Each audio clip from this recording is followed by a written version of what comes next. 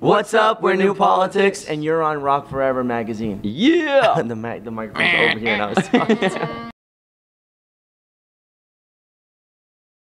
Hey guys, it's Tori from Rock Forever magazine, and I'm hanging out with New Politics today. How's it going? Good. How are you? Good, thank you. I am good. You guys got me hyped. I've been watching you guys film over there, and you're all over the place. And I'm pretty sure you were asking for coffee, so you haven't had any caffeine yet today. Exactly. That's actually the problem. That's Caffeine has frightening. like, yeah, no, it's kind of, it's weird. It's like I think we're three very, it's very special because we have this weird thing where caffeine actually makes us tired.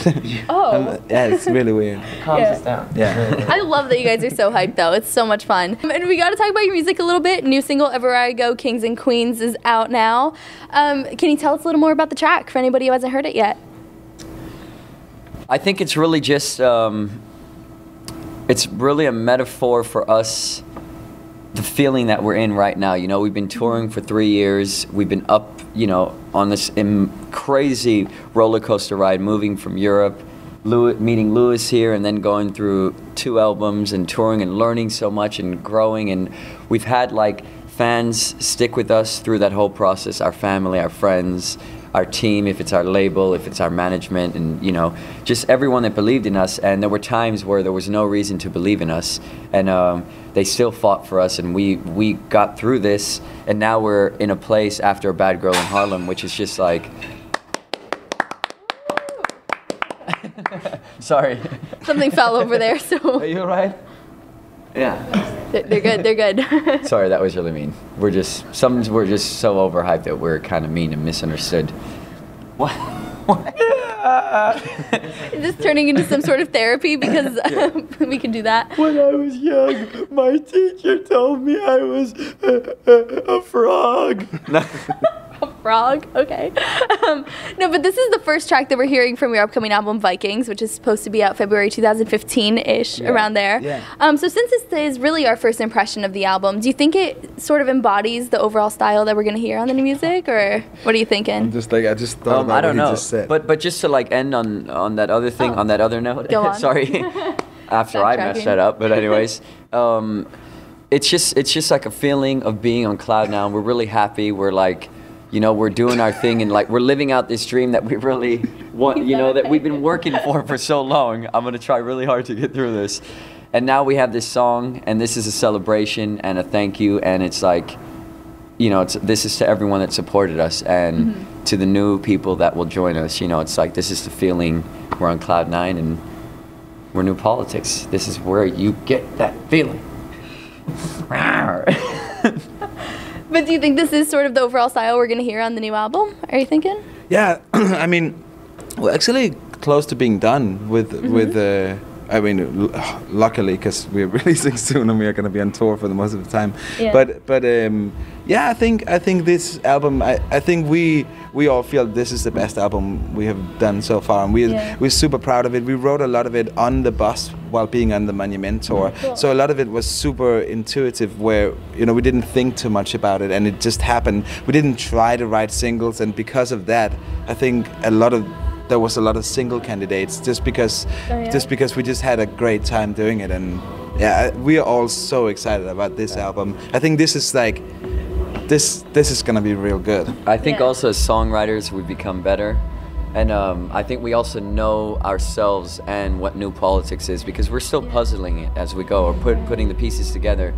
And I think here we really nailed our first album, bridged the gap between our first album and the second. And then we're also showing a bunch of new, like, you know, new sides of us. Yeah. And what made this song the standout track then? Because you're saying there are a lot of songs that were single potential. So why did you choose this one? This one was just feels right. Yeah, it felt right. It was at the right time. You know, it seemed to be a good opener for the album, and we believed it. Everybody believed in the song, and yeah, it was also the song that it came at the right time. And then because this is the funny way the mind sometimes works, because we suddenly didn't have the pressure. You know, we knew we just had some time to finish the rest of the writing. Then, you know, that I don't know how to say it. It's like that song just came at the right time, and suddenly, because there was no pressure, we ended up writing a bunch of other great songs afterwards. And it's just the song came at a good time, and everybody flipped on it. So and you also posted a behind-the-scenes video showing some footage from the music video coming soon, which looked really fun. Can you give us any details on the concept yet? I think it's going to probably be one of our better videos, definitely. There might be some exploding heads and melting heads and some craziness going on. Okay, so it sounds really intense. What was your favorite moment behind the scenes of filming this one? Were there any crazy moments? It sounds like it. Yeah, I want to say one of the craziest moments is actually more like it was a touching moment where, because we had a bunch of fans there, and that was awesome, and everybody was so cool and respectful and just wanted to be there, and that was really awesome. And then a bunch of amazing dancers who was so cool. Yeah, really great dudes and girls. Dudeens. Dudettes, there you go. And one of the dudes put water on my snare drum. That's pretty bad. And but I didn't realize it. So it was the first hit of the song, and so much water hit me, and it came up and hit me in the face. And I really hope they kept that. I hope they kept that in the video. Was that intentional, or was that like a prank? What was happening there? They were just like, it's gonna look really cool, like in the shot, because there's probably some slow motion shots and like water and but. And he's gonna be with his hair just like. Because I'm worth flowing. It blasted me so I was so soaked. He was David turned around and he was like, "Wow, you're sweating already." I was like, "You're sweating already?" Somebody's like holding behind you like a shampoo bottle like this, and then you go like this. Like totally like a Garnier commercial or something like that. But we didn't know about it. That's amazing. Well, Vikings is coming out in 2015, and this is the first release since A Bad Girl in Harlem, which it was a huge success with your fans, to say the least. So are you feeling any pressure now to sort of match that success with Vikings? I think we're just excited. I really do. Yeah? I think you always feel pressure and you always want to be the best you can and have success, but this time we just feel it's totally my phone ringing. Sorry. No, you want to go get that? No, it's all right. I think we're just super excited. I really feel great about this album. I think we all do. I feel we have somehow there was more songs. Pressure writing A Bad Girl in Harlem. Definitely. Really? Yeah. This is like I don't know why. It's like we know ourselves better. We kind of didn't think too much. We were constantly working and writing at the same time, so the writing sort of just kind of went with our change and what we were going through, and it just it got all recorded and communicated, or so it's, I don't know, it's it just seems, and it's we have a little bit of everything on there, we have new stuff, new sounding stuff, we have the ballad, we have the heart, the more up tempo, the disco, the punk, we have the rock, our influences of if it's Beastie Boys or Rage or Nirvana or Weezer. We have the Latin. The Latin version. Music. The Latin version of "Get Me Over." We were just joking about it yesterday. We were like, wouldn't it actually be fun if we put "Get Me Over" on this album too? And some disco too? Is that what I'm hearing? Disco. No, punk disco. Okay. Yeah. Okay. No, it's I see what you're badass. saying. It's badass. Not definitely. well, you can tell by the way I use my phone. Come on. That would be my. I mean, that's what I was thinking. So I was a little well, that's going to be different for you guys. But it'll go with your go-to dance move, though. No, totally, it would work. Yeah? Perfectly. You just be on drums I think the biggest thing about this record is what you guys are trying to say, that there was a sense of confidence. No, not really, actually. No. Yeah. There was a sense of confidence going into it, because we were in a much better place than we were in writing Harlem. So this was and then Everywhere I Go came, and that was really it. That's really, and it just instilled a good vibe, a good overall vibe. So that's why I think it was much easier. Maybe you disagree. Absolutely. I think it's more it has to do with we went fishing one day and no, anyways, enough of that. And how is the creative process different for you guys this time around, especially having DCD2 behind you now? How'd that? I feel those guys, I feel we became really good friends with them, and they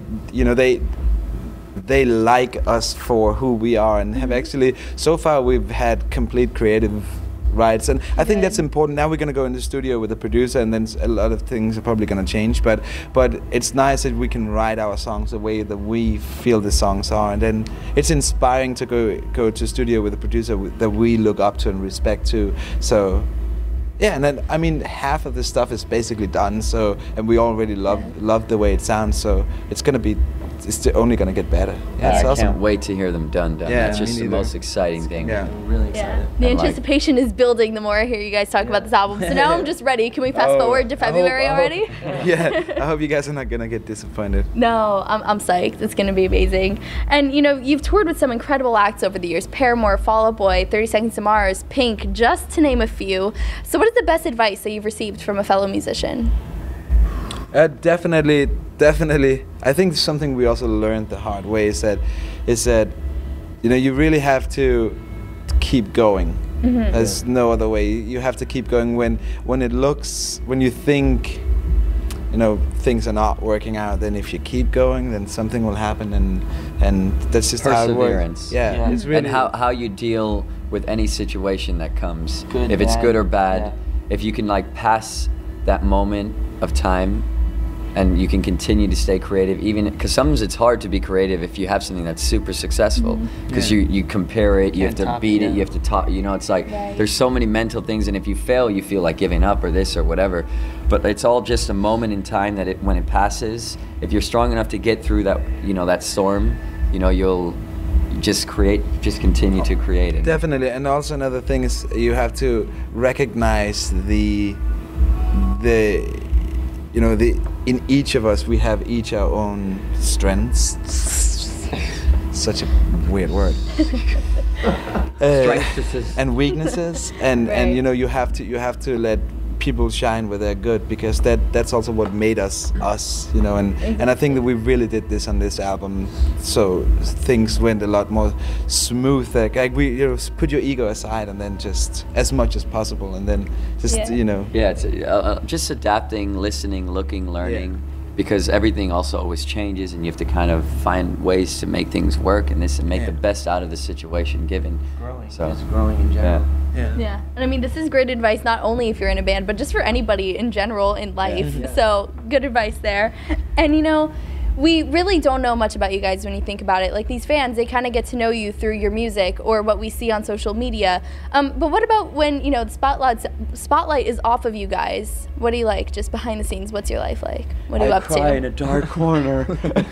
I want to say, I still love video gaming and stuff like that. Nice. I love that stuff. But I want to say lately, since Clash of Clans. Clash of Clans is the closest I get to Boom video Beach. gaming now. We're lately Except for all yesterday. we've been doing is this, and then preparing for the tour, and then flying over to work with the producer, and then coming back, and it's all amazing things, you know. We're doing one-off shows. Yeah, and writing the album. So right now, I don't think there's not a whole lot of time to spend on other things than music, which is amazing. That's how we want it. We love being busy, but I want to say that my favorite thing in the world is to just disconnect with a PlayStation or something and just nerd out. Disconnect and then connect to the PlayStation. Totally, like plug myself into the Matrix. And I mean, we're a lot of people. There's a whole team behind us. You know, we're like, what are we on the bus now? 8, 9? No, we're 11. 11 people. So there's the 3 of us, and then there's a ton of other people. So they're all friends, and a lot of them have been with us for years and since the beginning, if anything. And so we hang out and have fun, and it's like sleepover camp every night. Yeah, we have friends in different cities sometimes, or we've made friends, or there's always something to do, and we like to have our meet and greets and meet the fans that have supported us and all that. So when we're home, though, you're like, yeah, when you're home, your favorite thing to do. David, I can answer this perfectly. Okay. Soren was on. He likes to, zone out and do the video game thing. David, his favorite thing in the world is to eat really good food, spend a lot of money on food. Restaurants. I see a lot of food pics on your Twitter. Yeah, I love food. Food and sleep to me is that's life. It's priceless.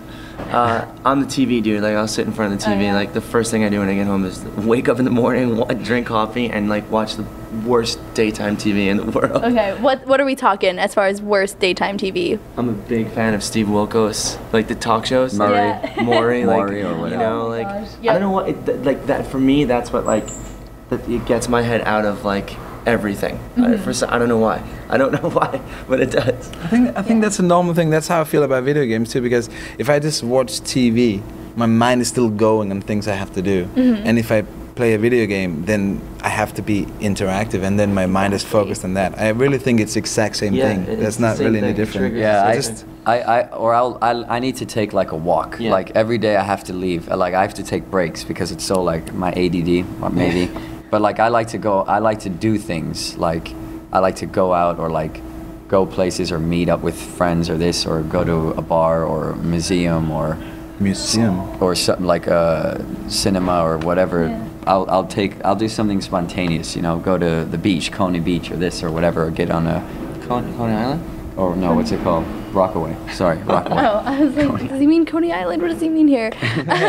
No, but you guys are constantly on the road, like you guys are saying. You really don't have a lot of downtime, and it can be a lot of work. It can be tiring at the same time that it's fun. So what keeps you guys motivated to continue working so hard every day? We're doing something we love doing. I don't think you don't need any more motivation than that. You know, we want to do this. We've been wanting to do this even before we actually met each other. That's what we've been wanting to do, and then we got lucky and we met each other, and we got even more lucky that we met this amazing team, and then we got even more lucky that we happened to write a song that worked, and then that we got even more lucky that we ended up having a great fan base, and now we're doing this. I mean, this is all we want to do. So that's the motivation. There's nothing else. You know, that this is it. In other words, we're so lucky. We are stars, but we shine. Oh. I was like, you cry, but don't cry. Actually, just start singing. I think we Lucky did by two. Britney Didn't we Spears. just do two Britney Spears songs in this? Such a throwback, though. I love it. Keep it going, In man. that video, she was gorgeous. In that Yes. video. And what are your plans right after this headlining tour? Keep it on track here. What's we- coming up? Well, we're just gonna finish the recording of the album, and then. Well, we'll be back in Orlando actually Oh, yeah. for the Ooh. Christmas, Ooh, that's the right. jingle. December 7th, right? Yeah, The December. big O. The big. Yes. Oh. And then I think we have a show in Tampa as well, in Jacksonville, and then all sort of in the same Yeah. run, Yeah. and then we fly to LA and we finish the album. Perfect. And anybody wants to keep up on social media? I know you guys are all big on Twitter and that kind of stuff, so where can everyone follow you?